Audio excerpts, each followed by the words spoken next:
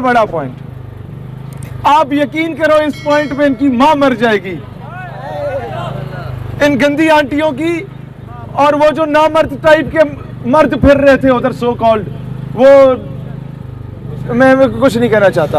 आज हमारे साथ आए ख्वाजा सरा कुछ, और उन्होंने बैनर उठाया हुआ बड़ा सा कि मेरा जिस्म अल्लाह की मर्जी, और मीडिया को इंटरव्यू दे रही थी, इसी माइक पे खिताब कर रही थी वो कि अगर मेरे जिस्म पे मेरी मर्जी होती तो मैं ख्वाजा सरा की जगह मर्द पैदा हो जाता या औरत पैदा हो जाती, मेरे जिस्म पे उसी की मर्जी और मैं हर हाल में खुश हूँ।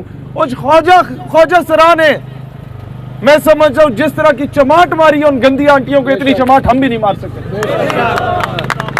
तो दूसरा मुतालबा जो माना गया है, जो ये पर तोल रहे थे, आपने देखा था यहाँ हम जिन्स परस्ती की बातें हुई कि मर्द मर्द के साथ, औरत औरत के साथ, ये सारी चीजें, और वो तंजीमों पे $10 मिलियन की वो ट्वीट हमने देखी जिस पे वेरीफाइड अकाउंट के साथ अमेरिकन कहता है कि पाकिस्तान पे इन्वेस्ट किए गए, कि जेंडर पे हम काम करेंगे।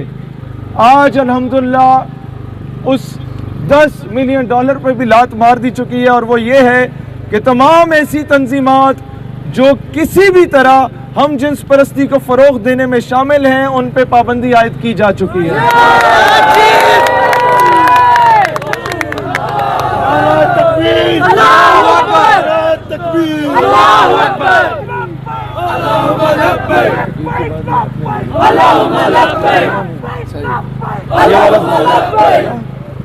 और एक और जो ये मेरे भाई कह रहे थे कि मीडिया से रिलेटेड बात हुई, आप लोग क्या मारवी सिरमित को रोजान आइंदा मीडिया पे देखना चाहते हैं कि नहीं?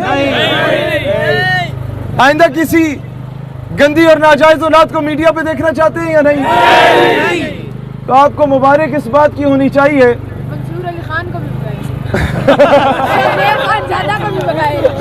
ऐसे तमाम अफराद जो नजरिया पाकिस्तान और रियासती अदारों के खिलाफ जहर उगलते हैं, इन सब पे मीडिया पे पाबंदी आयद कर दी गई है।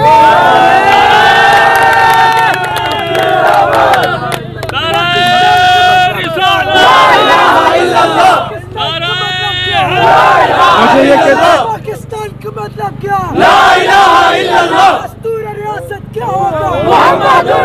मुझे ये कहते ओ जी वो फ्लैग फ्रांस का नहीं था। मैं कहा और क्या तेरे प्यो का था? नहीं वो हमारी एनजीओ का था असल में। मैंने कहा ठीक है तुम्हारी एनजीओ का था, फ्रांस से मुताबिकत रखता था? कहते जी रखता था। मैंने कहा तो क्या तुक बनती है जब इतना इशू बना हुआ है उम्मत मुस्लिमा में फ्रांस के खिलाफ ऐसी चीज को दोबारा शोशा छोड़ने का? नहीं तो एनजीओ का है।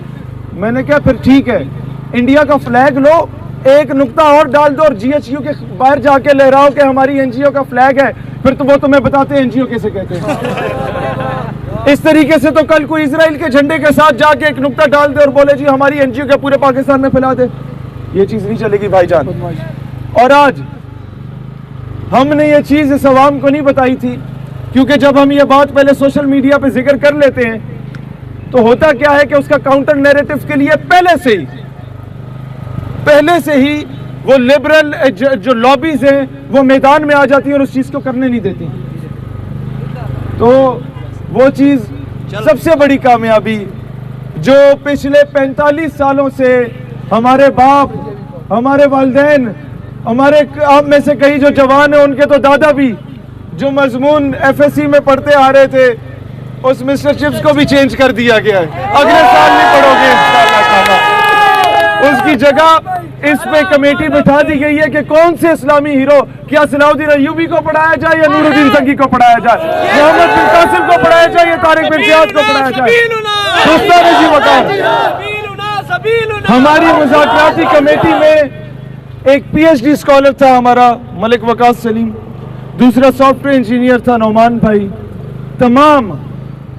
तमाम कॉलेजेस, यूनिवर्सिटीज, मदारिस, स्कूल्स के स्टूडेंट्स, हमारी बहनें जो आज शरीक हुई हमारे साथ, मीडिया की जो खवातीन आई वो हैरान थी कि यार हम तो औरत मार्च में खुद को इतना सिक्योर फील नहीं कर रहे थे जो औरतों के लिए निकला था, जितना हम यहाँ पे अपने आप को सिक्योर फील कर रहे हैं कि हम गुस्से नहीं है कि पहले ही लोग हमारे लिए जगह छोड़ देते हैं और चेन बना के हमारी हिफाजत करते हैं। मैं क्या this is what Islam is.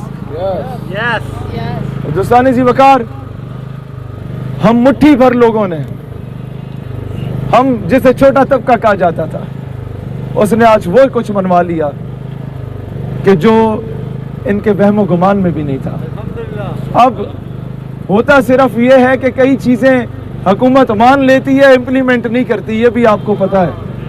अब इंशाअल्लाह ताला इसे फॉलो अप में रखेंगे।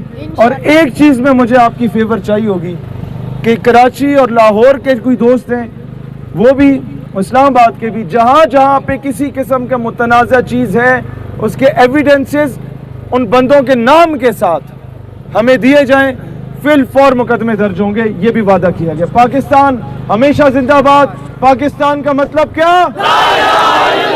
पाकिस्तान का मतलब क्या? ऐवानों तक आवाज जानी चाहिए। पाकिस्तान का मतलब क्या?